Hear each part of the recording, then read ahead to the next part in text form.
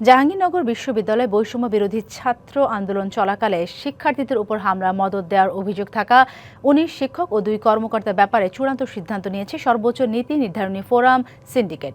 এতে একজনকে বাধ্যতামূলক অবসরে পাঠানো সহ ১২ জন শিক্ষককে বিভিন্ন মেয়াদে সাজা দেওয়া হয়েছে।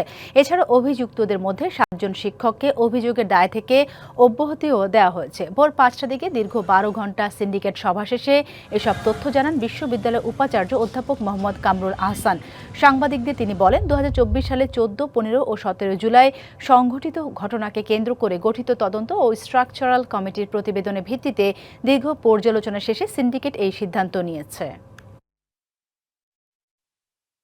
মামলাটি আসলে আইসিটির পক্ষ থেকেই করা হয়, তবে তথ্য যেটা সেটি সংশ্লিষ্ট প্রতিষ্ঠান থেকে সরবরাহ করার কথা আমরা সেটা করেছি। দুটো প্রক্রিয়ায় এই বিচারটি আইসিটিতে গিয়েছে প্লাস আমরা নিজেরা করেছি।